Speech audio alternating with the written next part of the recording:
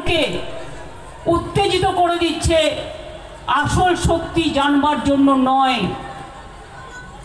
আসল মিথ্যেটাকে সামনে এনে সত্যটাকে লুকিয়ে দেওয়ার জন্য। আমি সবাইকে অনুরোধ করব, দরকার হলে দল আমাদের পক্ষ থেকে আমরা কি বলছি, সাধারণ মানুষ কি বলছে যেটা সত্য, সেই সংবাদগুলো আপনারা গুরুত্ব দিয়ে দেখবেন। আজকাল মনে রাখবেন, সোশ্যাল নেটওয়ার্কের সব সংবাদ সত্য নয়।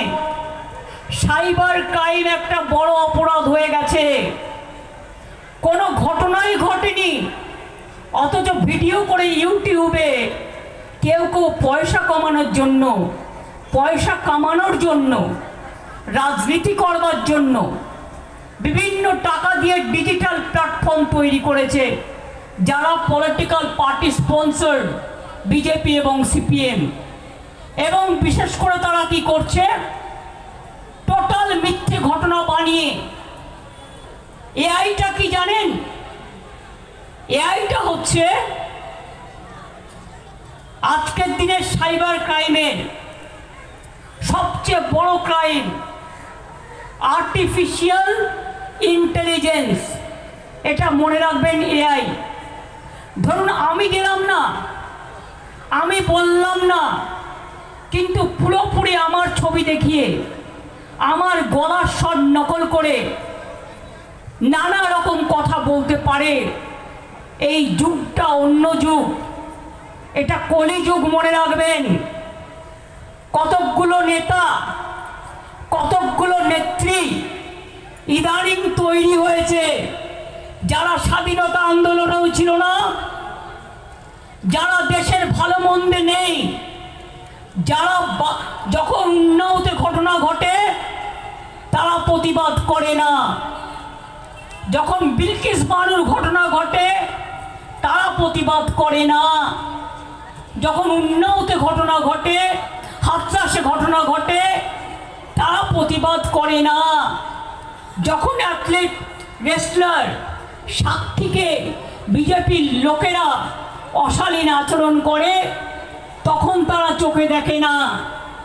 এমনকি আমাদের রাজার ভবনে যখন তার আন্ডারে কর্মরত মহিলা শ্রমিক, মহিলা কর্মচারী নির্যাতিত হয়, তখনও তারা চোখে দেখে না, রাস্তায় নামে না, একটা কথা বলে না। আর আজকে একটা দুর্ভাগ্যজনক ঘটনা ঘটেছে, বেদনাদায়ক ঘটনা ঘটেছে, মর্মান্তিক ঘটনা ঘটেছে। এটা আমরা কেউ সমর্থন করি না। প্রথম দিন ডে ওয়ান থেকে আমি বলে আসছি, দোষীদের শাস্তি হোক এবং এমন শাস্তি হোক, শাস্তি মানে ফাঁসি হোক। আমরা রাজ্য সরকার ফাঁসির পক্ষে। আমাদের পুলিশ যে তদন্ত শুরু করেছিল, আমি গিয়েছিলাম ওদের বাড়ি কবে? সোমবার। ঘটনা ঘটেছে কবে? শুক্রবার। আমি তখন ঝাড়গ্রামে ছিলাম। আপনাদের বুঝিয়ে বলি ব্যাপারটা। আমি ঝাড়গ্রাম থেকে আস্তে আস্তে, আদিবাসীদের প্রোগ্রাম ছিল, ওয়ার্ল্ড ট্রাইবেল ডে। আমি ওটা করে যখন রাস্তায় এলাম, আমি পুলিশ কমিশনের কাছে মেসেজ পেলাম, সে ততক্ষণে আরজিকর হসপিটালে পৌঁছে গেছে। সে আমাকে ঘটনার বিবরণ দিল এবং তৎক্ষণাৎ তার বাবা মার সাথে আমাকে কথা বলিয়ে দিল। আমি বাবা মাকে কথা দিলাম, এই ঘটনা আমরা নিন্দা করি এবং এই ঘটনার ফাঁসির ব্যবস্থা যাতে হয় কলকাতা পুলিশ তাই করবে। রাজ্য সরকার কলকাতা পুলিশকে সর্বরকম সাহায্য করবে। এরপর ধরুন একটা মানুষের বাড়িতে কাজ থাকে, একটি মেয়ে মারা গেছে দুর্ভাগ্যজনকভাবে। সোমবার তাদের বাড়িতে নিশ্চয়ই কোনো কাজ ছিল, সেই জন্য আমি ফ্যামিলিটাকে ডিস্টার্ব করিনি। আমি এই রবিবার কাজ ছিল, শনি রবি 3 দিনে। আমি সোমবার দিন তাদের বাড়িতে গিয়েছিলাম কলকাতা পুলিশ কমিশনারকে নিয়ে। কলকাতা পুলিশ কমিশনার কাজের দিন যে তদন্ত করেছে, তদন্ত চলাকালীন তদন্তের ভেতরকার এভিডেন্স মিডিয়া ট্রায়ালের জন্য বাইরে আসতে পারে না, কে ধর্ষিতা হয়েছে তার নাম বাইরে বলতে পারে না, তার মৃতদেহ দেখাতে পারে না। তাই তারা যত ছাত্রছাত্রীরা বলেছে আরজি করের জুডিশিয়াল ম্যাজিস্ট্রেটকে নিয়ে আসুন, তার আন্ডারে পোস্টমর্টম হবে। কলকাতা পুলিশ তাই করেছে। তারা বলেছেন যা যা কলকাতা পুলিশ প্রত্যেকটা ছাত্রছাত্রীদের গুরুত্ব দিয়ে তাদের সব কথা মেনে নিয়েছে, ভিডিও করেছে, পুরোটা ডিএনএ টেস্ট করতে পাঠিয়েছে, ফরেন্সিক টেস্ট করেছে, ডগ স্কোয়াড পাঠিয়েছে, যা যা করা দরকার ক্রিমিনালদের ধরবার জন্য সিসিটিভি ফুটেজ থেকে শুরু করে প্রাসঙ্গিক আশেপাশের যত এভিডেন্স। সারা রাত ওরা ঘুমায়নি, কারণ রাত 2টো পর্যন্ত আমি ওদের সাথে কন্ট্যাক্ট রেখেছিলাম। মনে রাখবেন, মেয়েটির ডেড বডি যখন তার বাবা মা নিয়ে গেছে, কলকাতা পুলিশে স্কট করে নিয়ে উত্তর 24 পরগনা ব্যারাকপুর কমিশনারেটকে দিয়ে সেই ডেড বডি তাদের বাড়িতে পৌঁছেছেন। সেই বাড়িতে যখন ডেড বডি পৌঁছাতে যাচ্ছে, রাস্তার মধ্যে গাড়ি থামিয়ে বিজেপির এক নেত্রী তার বাবা মাকে প্রায় নামিয়ে নিয়েছিল। তখন পুলিশ আবার হস্তক্ষেপ করে তাদের তালতলা থানায়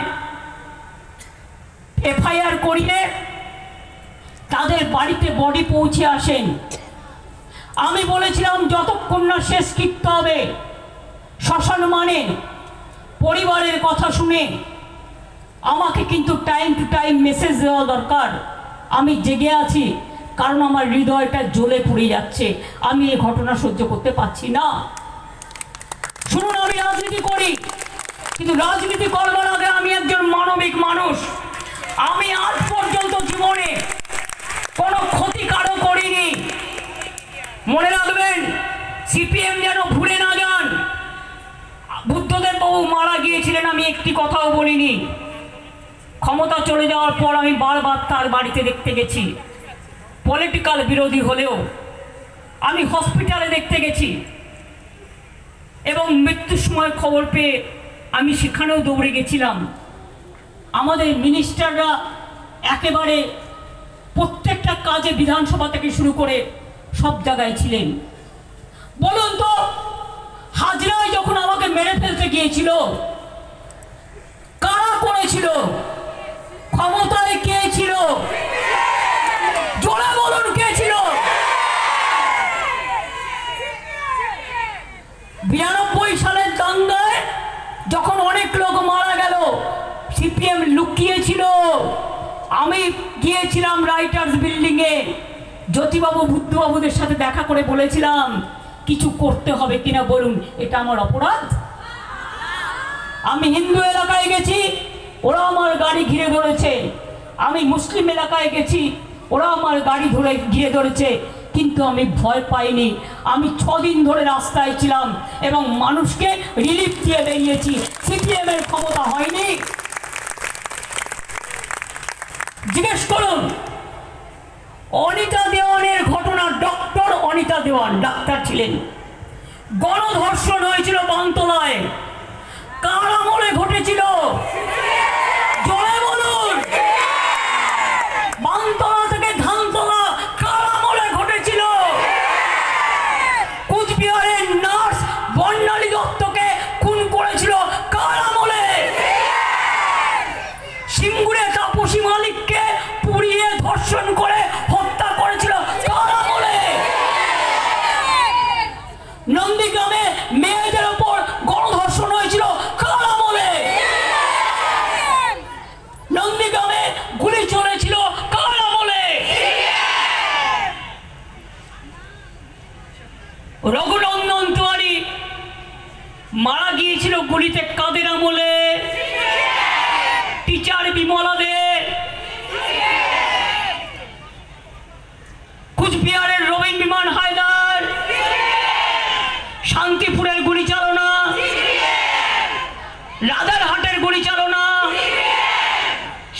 বাংলা জুড়ে কঙ্কাল পড়ে আছে।